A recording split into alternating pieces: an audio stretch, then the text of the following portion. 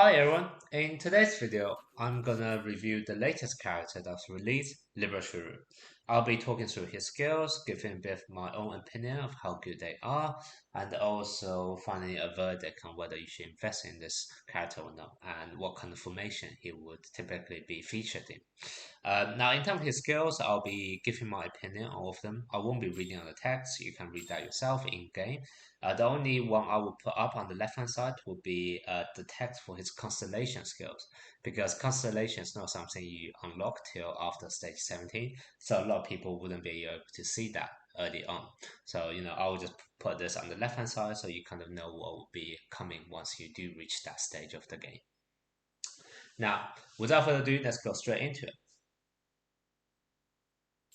Libra Shiryu's ultimate skill is very good. I always like it when the Protector Knight skills have multiple effects because Protector Knights are mainly there to defend rather than attack. So I don't really need a high attacking power from Protector Knights, but I like it when they have lots of additional effects.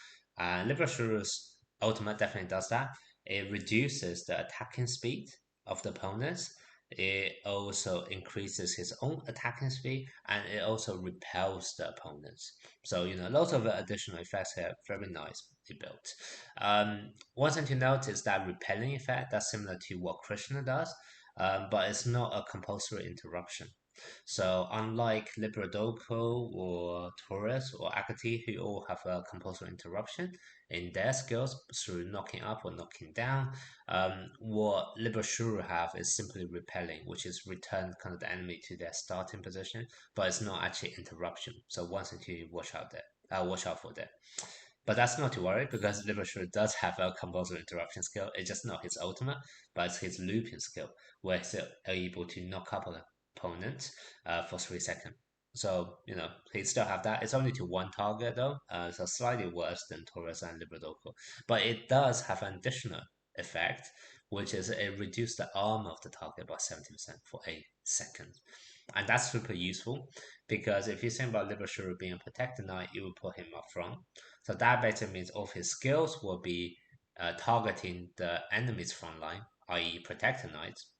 Protector knights by default have really high defense. So you are reducing the 70% on a really high defensive character. So that's actually a quite big difference because a lot of time you will actually struggle to break down the enemy's front line because of their high defense. Now you're reducing it by a whole 70%, making it a lot more easier for you to wipe out their front line. So definitely very useful skill here. Um, then we have Spirit of Dragon. Spirit of Dragon is an interesting one because basically what it does is it allows you to recover HP at a later time. So even though you'll be taking out the full damage of any attacks you receive, you'll be gradually recovering 50% of that within the next 15 seconds. So that's really useful because essentially, mathematically, you have to deal like 150% of his HP just to wipe him out. And also, he will be constantly recovering HP throughout this entire battle. Note is kind of gradually recharging HP, not just recharge HP in one single go. So, this is super useful. Oops. Next, we have what I would consider as Libershu's core skill, which is his Excalibur, Will of Excalibur. So basically, every single time when Libershu attacks, was using skills for normal attack, he gets a layer. Up to 15 layer, that's when it unleashes. And there's just so many effects this is able to do. It's able to attack all of the enemies. It's able to reduce their defense, or actually ignore their defense completely. It's able to let you leech off the HP, so i.e. you kind of drain HP out of them. And it's also able to inflict bleeding effect to make them recover health a lot slower. Just think about how many different effects they have. It's just absolutely bonkers, to be honest. First of all, you are attacking all of the enemies, and that's ignoring their defense. So you're dealing quite a lot of damage. And because you are getting back 80% of all of that into your own health, a lot of time you are able to kind of recover yourself back to full health just through this single skill. So that's absolutely amazing. And then on top of that, you are inflicting this bleeding effect. So for any battles where the opponent's actually trying to play a bit of a stall game. Maybe bring two healers or something like that to kind of constantly recover their whole team. That's not going to work with Libra Shiryu because every single normal attack with Libra Shiryu would inflict a bleeding effect, and the bleeding effect is for a whole 5 seconds. Absolutely amazing. It reduces how much they can recover, and also for every second, it loses 3% of their HP. So you definitely don't want to play a waiting game with Libra Shuru because Libra Shuru will just absolutely get stronger as the battle goes on. Okay, now let's talk about his clothes. All of his clothes skills are relating to the soul of Azure Dragon or the Spirit of Dragon. There's something wrong with the translation here. They have a different name, but it's referring to the skill. The first three levels basically allows you, once you reach the third level, allows you to restore HP in 10 seconds, and also that's up to 20% additional, so that would be 70% in total. So essentially every single time you receive damage within the next 10 seconds, you'll be recovering 70% of that. So once again, a very useful upgrade to what Libra Shuru is able to do. um, Libra Shuru is, you probably noticed, Libra Shuru is the weakest at the start of the game because his Will of Excalibur wouldn't have reached 15 layers yet, so he wouldn't be able to leech any HP, wouldn't be able to deal a lot of damage, and also his Soul for Zero Dragon wouldn't have been activated yet. So for the first 10 seconds of the game, Libra Shuru is the most vulnerable, um, which is why his last skill of the armor is absolutely a game changer. Because what this is saying is actually when Libra Shuru is below 50% of HP for the first time in the game, he's completely immune to all damage for 5 seconds. Now, this is very similar to Agate's skill, the Power of Dead. When Agate is killed off, he's able to become invincible for a few seconds. So this is exactly identical to that. And if you check out my tier list on my channel, I'll actually mention Agate, in my opinion, is actually the best Protector Knight in the game back then because of the skill. Now, Libashuru have the same skill where he's completely immune to all damage for a solid 5 seconds. The reason why I think this is a really useful skill is that when you're upping maps against enemies who are much higher level than you, normally anything which is just a shield or healing is not able to keep up to how much damage the enemy is going to deal to you. It's just not going to work because they're so much higher level. You'll be wiped out in 1 or 2 seconds straight away. So any healing or shield is just not good enough against higher level enemies. But because Agati and also now Libra Shuru has a fixed 5 second or fixed time interval where they're immune to all damage. So regardless of how strong the enemy is, you are always going to be lasting in the game for at least 5 seconds for sure. And that's really useful because that's protecting your knight for at least 5 seconds, and that can change the tide of the game completely. So Libashur now having this skill, I believe he's up there with Agati as the best protector knight. In fact, better than Agati. I'll talk more about the reason later, but definitely the best protector knight in the game right now. And this is super good synergy for the rest of his skill cap because, like I said, for the first 10 seconds, he's at his most vulnerable state without the 15 layers of Excalibur and without the healing effect of the Spirit of Dragon yet. But now, even within the first 10 seconds when he's most vulnerable, he's actually immune to damage for 5 seconds of it, even if he is gonna receive a lot. And that's just amazing because now you're essentially, unless the enemy can kill you off within 5 seconds, otherwise your Liberator is gonna stay there. And if he stays in the battle, he's gonna get stronger and stronger and stronger. So this is an absolute game changer for Liberator. It significantly reduced the amount of time he needs in order to warm up. So to me, level 30 of his clothes is kind of the uh, minimum requirement if you want to unlock his full potential. Finally, let's cover off his constellation. His constellation are still good, but probably not as game changing as his clothes, in my opinion. Basically, what his constellation does is it allows him to charge up his Will of Excalibur even quicker. Every time when he receives an attack, he also gets a layer. Um, and then every single time when he get a layer, he increases attacking speed. At the highest level, he increases one by 1.5% per layer. You can get maximum 15 layers in total, so that's 22.5% buff in attacking speed.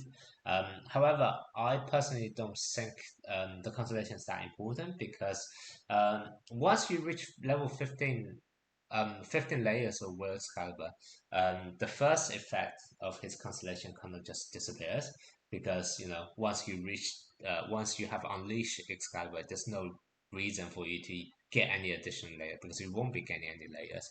So essentially, as soon as he hits his Excalibur 15 layers, half of his constellation skill becomes effectively not used anymore.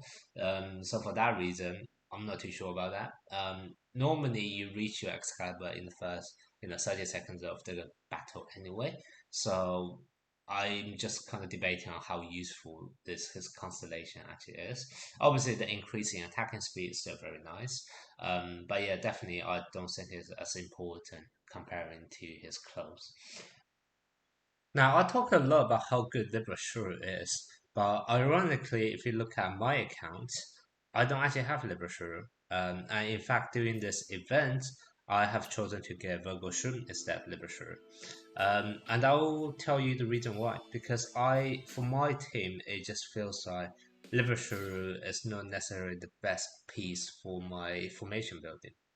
Now, whenever you want to build a formation, obviously, first of all, because I don't have a Libra Shuru, I'm using Shuru to represent him. Now, when you're talking about formation building, typically there's two routes you go. Either you go for five knights of different elements, or you go for trying to go for a full house where you have three knights of the same color and then another knight of different color, and another two knights of different color. Well, four knights of the same color, one knight of different color. Now, typically those would be what you want. If you go for only one knight of one color and the other four knights of the same color, it's quite difficult because it's quite resource intensive. Because as you level them up, you always need to use the food of the same elements from kind of level 6-star rating to 10-star rating. So that's really resource intensive. So it's quite hard for you to have four strong knights of the same element. So that's typically not feasible, and it's at this stage of the game. Then the next option is you want to bring in two knights of the same color. Now, for water elements, there aren't that many good strong characters here. The only other strong character, in my opinion, will be Death Mask. So if you do want to go down this approach of formation building, you kind of have to always bring Liberty with Desma. And if you normally talk about team building, you build your team around your main damage dealer. You don't actually build your team around your protector now. So if those two are always tied up together, now what you're actually saying is that I'm not building a team around Libra Shuru, I'm actually building a team around my Desmos, which once again it just makes a bit awkward as to you. In that case, is it really worth it for me to invest so much resource into Protector Knight if I'm not even building a team around him? So that makes it quite awkward, and that's kind of the reason why I didn't pick in mine. Now, the best way for me, in my opinion, for Liberator is actually to have five knights of different elements. Now, because I don't have a good light and dark character here, which is why I decided not to get Liberator, because I don't think I'll be utilizing him to his maximum potential. So that's the reason why I didn't get him. But hypothetically, I'll just talk about the best team build for Liberator. Now, like I said, you definitely want a rainbow team of five knights of different elements. You for the light and dark slot, you get normal Sega and evil Sega. Out of the two, I definitely recommend you getting Gemini Sega, the normal one. This is because evil Sega gets weaker as the game goes on, whereas Gemini Sega gets stronger as the game goes on. And if you saw Libra Shuro skill, he also gets stronger as the game goes on once he unlock his Azuro of Dragon, Spirit of Azuro Dragon, and also unleash his Excalibur, etc. So he definitely gets a lot stronger as the battle goes on, which is the same direction that you want Gemini Saga to go in. So the two have very good mechanics, and therefore it's easier for you to build a team around that uh, conceptual strategy you want to do, which is to slow the game down at the start of the battle in order for both of them to reach their full potential. Okay, so now with that in mind, what you want to bring is what I would suggest Krishna. Now, Krishna is very good because he gives a shield for the first 6 seconds of the game to everyone in the field. So, if we talk Libra Shiryu, I did mention his first 10 seconds of the game is the most vulnerable. Now, if you're able to get Krishna to protect him the entire field for 6 seconds, and you meant to unlock Libershu's level 30 of his armor, where he is become immune to all damage for at least 5 seconds once his HP reach under 50%. That's 11 seconds in total, which is longer the warming up period that Libershuru needs. So I definitely think Krishna is a must-have or a very, very good upgrade to any team with Libra Shiryu because they actually complement very well together. Now, so I definitely recommend bringing Krishna. The other character you want to bring in, once again, to slow the game down at the start of the battle, would be level 30 armor Aquarius Camus. Now, Aquarius Camus at level 30 armor is able to freeze off the enemy at the start of the battle. So once again, the enemies are unable to attack for the first 2 seconds-ish of the battle. That allows you, once again, a bit more time for you to warm up. So very good. You may think, there's a bit of a competition between Cross Camus and Krishna, because if you froze the enemy, why do you need the shield, etc.? But I still think it's worth bringing both of them in. A Crest Camus freeze, the frozen ability for Crest Camus is only about 1 or 2 seconds, whereas Krishna's shield is for a whole 6 seconds. And because Krishna only been recently released, your level may not be that high, so the shield may not be super strong yet. So definitely having a Crest Camus can help your shield not to be broken straight away at the start of battle, and overall just delay and slow down the pace of the game. For the last slot, you need an Earth Knight, and I recommend Hound Asterion. Hound Asterion have this passive ability where he reduces the amount of damage the enemy back row is able to inflict, and that's just a mandatory 15% reduction, I believe, regardless of any condition. So once again, you're reducing how much damage the enemy can deal, and therefore in turn protect your own knights during the early vulnerable stage. So for me, this is the best team for Libra. All 5 knights have the same mentality or strategy here, which is to slow down the game as much as possible at early stages. What you would then do is you let Libra and Gemini Senga to warm up, reach their full potential. Libra would weaken the entire enemy through his Excalibur skills, etc. Bleed them, and then also Eva Sega just does massive amount of damage to the entire enemy lineup. So very, very good formation. However, obviously, like I said, it does require you to have a high level Gemini Sega. And for me, that's not the case for me, which is the reason why I decided not to get Libra Shuru for this event and chose Virgo Shun instead. But completely your own choice. Like I said, Libra Shuru to me is the best protector knight in the game right now. I would strongly recommend you to get him if you do have a German Sega and also you do plan to invest in formation like this. This formation is definitely a tier 0 lineup, tier 0 strategy for sure, but it does require high investment because you need Libershuru at level 30 close, you need a Crest Canvas at level 30 close, you need Gemini Sega, who is quite rare to get, and also you need a high level Krishna, which because he just released also maybe slightly tough to get right now. However, if you do have all these characters and you are planning to build a formation like this, Libra is the one to get for your team. Cool. That's it for the video today. I hope you enjoy the content. Libra Shiryu is definitely a very interesting character in my opinion. And I hope this video helps you to make up your mind on whether to invest in him or not. Thank you very much and see you next time.